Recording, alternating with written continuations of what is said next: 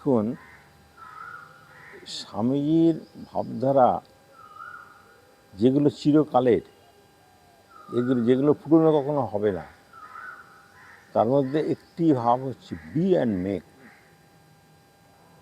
অর্থাৎ কিনা নিজে হয়ে ওঠো আদর্শ স্বরূপ এবং অপরকে সেই লক্ষ্যে পৌঁছাবার জন্য সাহায্য করো। এই হলো স্বামীজির মূল কথা। তো এ করতে গেলে প্রথমত এই বিশ্বাসটা রাখতে হয় যে আমার মধ্যে অনন্ত সম্ভাবনা, অনন্ত শক্তি আছে। স্বামীজির মধ্যেও যা যিনি ছিলেন আমাদের মধ্যেও তিনিই আছেন। তবে স্বামীজির তারতম্য হচ্ছে প্রকাশের ক্ষেত্রে। আত্মা সূর্য সবার মধ্যে জ্বলজ্বল করছে, সেই আত্মা সূর্য, কিন্তু কারোর মধ্যে মেঘাচ্ছন্ন বেশি, কারোর মধ্যে মেঘ কেটে গেছে, সূর্যকেই বেশি দেখা যাচ্ছে।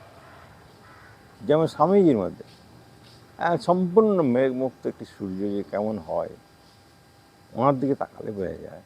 ধরুন এই যে বি অ্যান্ড মেকের ক্ষেত্রে আমাদের হওয়ার সাধনা করতে হবে, পরিপূর্ণরূপে হয়ে ওঠা।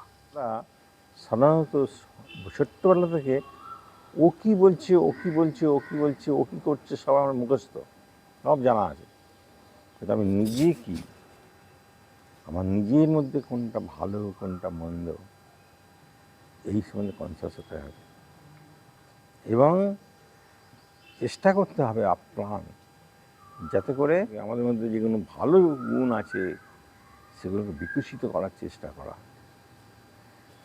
আপনি বলবেন যে কী করে বিকশিত করা যাবে? তো কতগুলো জিনিস আছে। যেমন ধরুন পাঠ, প্রথমেই বললাম পাঠ, পড়াশুনো। তারপরে যারা একটু স্পিরিচুয়াল গোছে তাদের পক্ষে নামটা খুব সাহায্য করে। মানুষের স্বাভাবিক গতি একদিকে, আপনি তার একদিকে যেতে চাইছেন, সেখানে আপনার শক্তির প্রয়োজন আছে। মহাশক্তি ছাড়া কৃপা করে, তাঁর কৃপা না হলে এটা সম্ভব নয়। সেই শক্তি আসবে থেকে নাম করতে হয়, ভগবানের নাম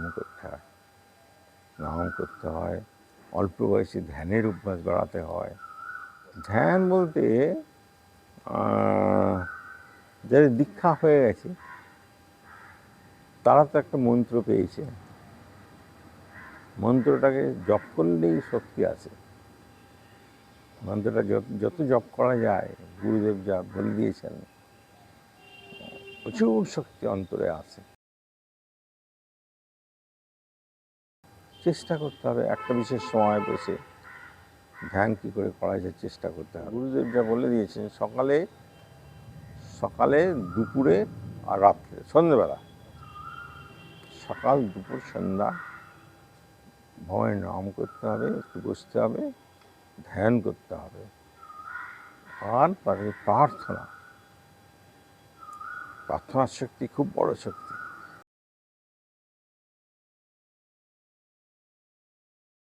যারা মানুষ এসব প্রার্থনা করবে, ওটাও ভগবানের কাছে যায়, ওটাও খারাপ না। গীতায় ভগবান বলছেন না, 4 রকমের মানুষ আমাকে করে, ডাকে। যেমন আরতি, আপনি যেটা বললেন, এটা আরতি। আমি অসহায়, আমাকে এটা দাও ঠাকুর, আমার প্রয়োজন, আমাকে এটা দাও। আমরা খুব খারাপ ভাবি, কিন্তু ভগবান ওটাকেও খারাপ বলেন। স্বামীজির কথা আলাদা, স্বামীজি কখনো এইসব জিনিস ছাড়নি। কিন্তু আমি সাধারণ মানুষের কাছে কথা বলছি, তারা আর তো হয়তো বাবা ছেলে পেলে মারা গেছে, চাকরি পাচ্ছে না, মেয়ের বিয়ে হচ্ছে না, এগুলো খারাপ নয়। এগুলো তবু তো সে ভগবানের কাছে গেছে। তবে কি এর দোষটি এইটাই যে সেটা পেয়ে গেলে তখন আর মনে রাখে না, আমি এটা করেছিলাম তাই আমার হয়েছে, আমি এটা প্রবল হয়ে থাকি, কিন্তু ভুলে যায় যে আমি কতখানি তার কাছে প্রার্থনা করেছি, দিনার্ত হয়ে, তবে আমি এটা পেয়েছি। অনেকে অনেকে আছে অর্থার্থী, অর্থ চেয়ে করে, অর্থার্থী। আর জিজ্ঞাসু আছে, যেমন অনেক ছাত্রছাত্রীরা সব জিজ্ঞাসা আছে, ভগবানকে ধরে, স্বামীজিকে ধরে তাদের জীবনের জিজ্ঞাসা যেন, কৌতূহল, জিজ্ঞাসা এগুলো যেন পূর্ণ হয়, সেই জন্য স্যাটিসফাইড হয়, সেই জন্য অর্থার্থী যারা আছে, জিজ্ঞাসু, বিশেষ করে জিজ্ঞাসু, এরা ভগবানকে ডাকে। এর কোনোটাই খারাপ না।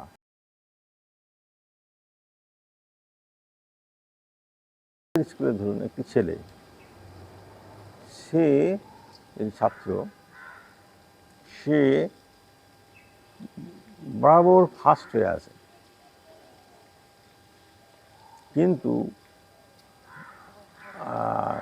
এই যে ওর লক্ষ্য হচ্ছে সমগ্র স্টেটের মধ্যে, রাজ্যের মধ্যে ফার্স্ট হওয়া, কিন্তু যেভাবে চাইছে সেভাবে পেরে উঠছে না। ও যেভাবে পড়াশোনা করতে চাইছে সেভাবে ঠিক পেরে উঠছে না। ও যদি এখন ভগবানকে প্রার্থনা করে, ঠাকুর মা স্বামীজির কাছে প্রার্থনা করে যে স্বামী আমার শক্তি দাও, আমার তুমি বলেছি 7টা নয় অধ্যয়ন তপ, আমি করতে পারছি না, তুমি আমাকে শক্তি দাও, লেখাপড়া করার মধ্যে শক্তি দাও। এই প্রার্থনাটা তো করা যেতে পারে।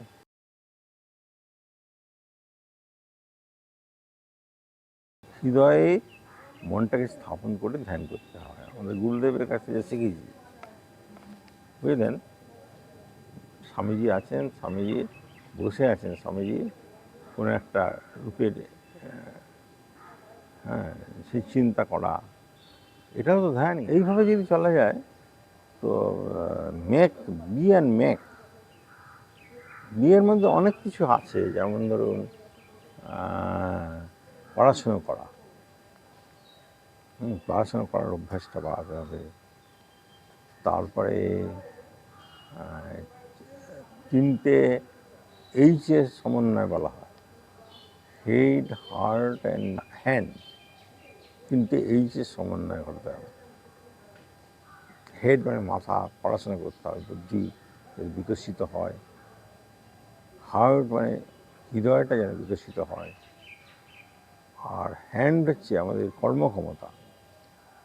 কর্মক্ষমতাও যেন বিকশিত হয়। ওই জন্যই আমাদের এই হেড, হ্যান্ড, হার্টের, যেটা স্বামীজির দেওয়া, স্বামী বলে অভ্যাস করতে হবে।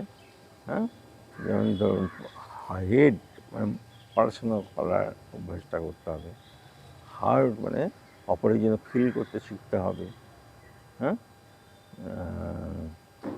প্রত্যেককে ভালোবাসা, এগুলো সব হার্টের মধ্যে পড়ে। হার্ট আর হ্যান্ড হচ্ছে কর্ম করা, যেহেতু সাহস সমন্বিত কর্ম করতে হবে।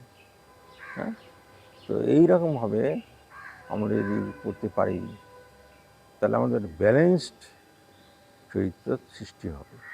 আমরা যেরকম করে থাকি, ধরুন আমরা যেরকম এখানে করে থাকি, আমাদের স্কুলে বিভিন্ন জায়গায় আমরা যেরকম করে থাকি, প্রথমে হচ্ছে তাদের পড়াশুনো করা, এটা তো করতেই হয়। স্কুলের তো মূল কাজই হচ্ছে অধ্যয়ন, পঠন পাঠন, বিদ্যাদান। তারপরে হার্ট হচ্ছে আমার চারপাশে যারা আছে তাদের একটুখানি ভালোবাসার অভ্যাস। এই যে আপনি বললেন মা বাবা, ছাত্ররা মা বাবাকে প্রণাম করুক, শ্রদ্ধা, এগুলো সব হার্টের ব্যাপার, শ্রদ্ধা। তো এছাড়াও অপরের জন্য একটু চিন্তা করা, ভাবা। আর হ্যান্ড তো কাজকর্ম করা, এটা আমাদের করতেই হবে। সকাল থেকে রাত্রি পর্যন্ত এই বলে রুটিন ধরে নিয়ে, একটা রুটিন নিয়ে আমরা যদি চলতে পারি সকাল থেকে রাত্রি পর্যন্ত, খুব সুবিধা হয়।